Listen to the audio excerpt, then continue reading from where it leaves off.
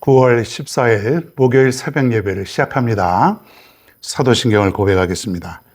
전능하사 천지를 만드신 하나님 아버지를 내가 믿사오며 그 외아들 우리 주 예수 그리스도를 믿사오니 이는 성령으로 잉태하사 동정녀 마리에게 나시고 본디오 빌라도에게 고난을 받으사 십자가에 못 박혀 죽으시고 장사한 지 사흘 만에 죽은 자 가운데서 다시 살아나시며 하늘에 오르사 전능하신 하나님 우편에 앉아 계시다가 저리로서 산자와 죽은 자를 심판하러 오시리라. 성령을 믿사오며 거룩한 공예와 성도가 서로 교통하는 것과 죄를 사하여 주시는 것과 몸이 다시 사는 것과 영원히 사는 것을 믿사옵나이다. 아멘. 누가복음 9장 28절부터 31절입니다. 28절부터 31절까지 제가 봉독합니다.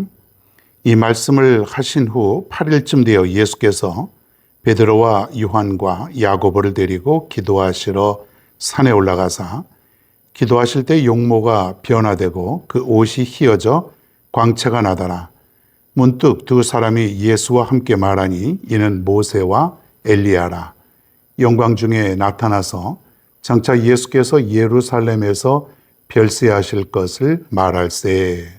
아멘. 변화산에 올라, 변화산에 올라. 이런 제목으로 오늘 이 아침에 말씀을 전합니다. 이 변화산이라고 하는 것은 산 이름은 아니고요.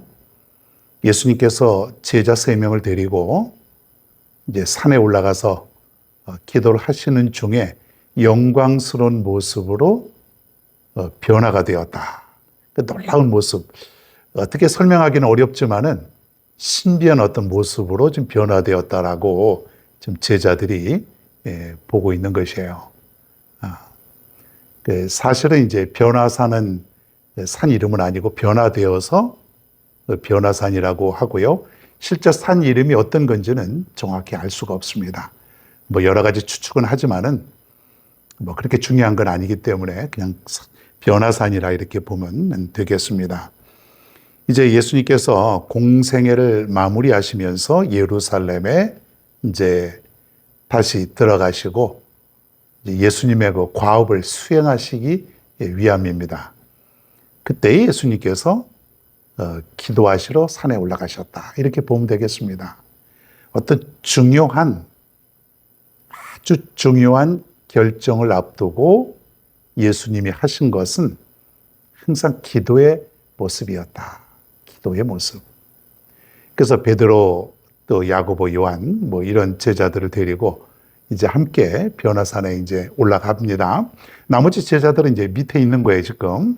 3명만 데리고 올라가는데 예수님이 이제 깊이 기도를 합니다.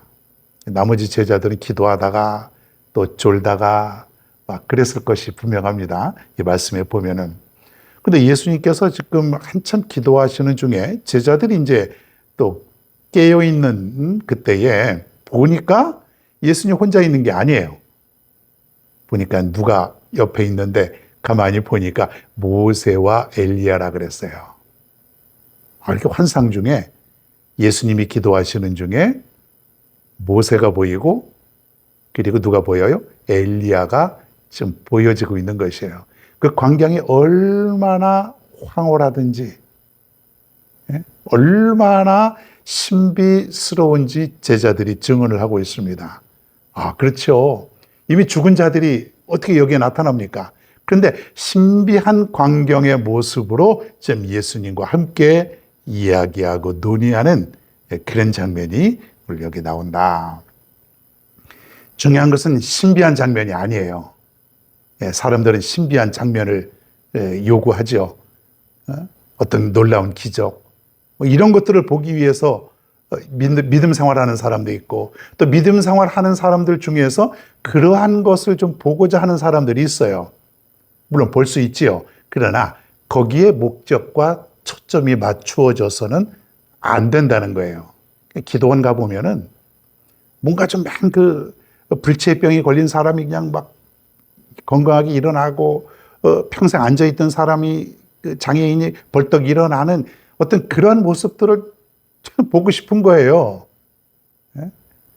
예? 거기에 초점이 맞춰지다 보면은 이 온전한 믿음 생활을 할 수가 없어요. 말씀의 깊이보다는 보여지는 기적의 어떤 상황만 쫓아다닐 수 있다는 것이에요. 그러니까 미혹하는 자들은 그런 사람이 실제로 있다. 병 고친 자가 있다. 뭐 그렇게 하면서 미혹하는 자들도 있기도 하죠. 중요한 게 뭐냐면 우리가 여러분 삶 속에서 이 변화산의 기도의 모습이 있어야 되는 거예요. 산이 아니라도 좋습니다.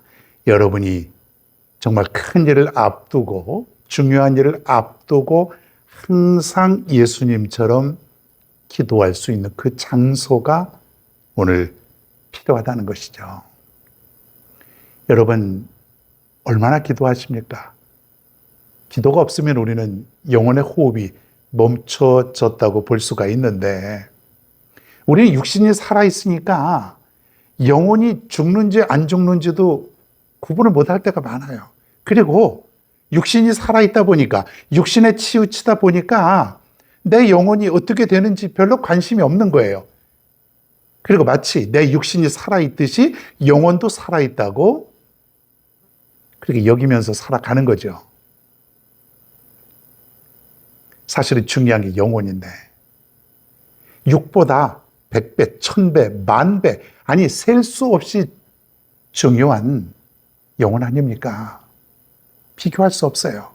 내 육은 어떻게 되든지 영혼만 살 수 있다면 그 대가를 지불하고서라도 더 중요한 게 영혼이라는 거예요. 근데 영혼이 살기 위해서는 영혼이 건강하기 위해서는 예수님처럼 기도해야 된다는 거예요. 기도. 형식적인 기도 말고요. 간절한 기도. 정말 하나님과 내가 깊이 만날 수 있는 그곳. 정말 깊이 세상에 있는 모든 것들을 다 떨쳐버리면서 오직 그분과 내가 깊이 만날 수 있는 그 시간. 여러분 이 시간이 우리에게 얼마나 중요한지를 여러분이 믿을 수 있었으면 좋겠습니다.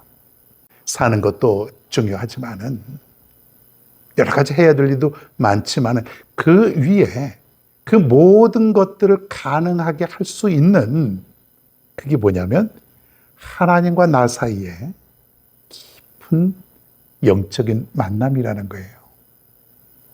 이게 기도죠. 진정한 기도. 그냥 우리가 하나님 감사합니다. 하나님 잘못했습니다.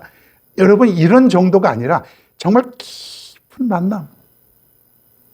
여러분 이 만남의 장소가 어디예요? 영적으로 변화산이고 여러분이 만들어 놓은 어떤 공간이 있을 것입니다. 집일 수도 있고 또 교회가 될 수도 있고 또 다른 곳이 있을 수도 있어요. 어떤 곳이든 상관없습니다. 꼭 산에 가야만 기도가 잘 되는 거 아니죠. 여러분이 차 안에서 차 조용하죠. 차 안에서 여러분이 변화산의 그 어떤 기도의 공간을 만들 수도 있습니다.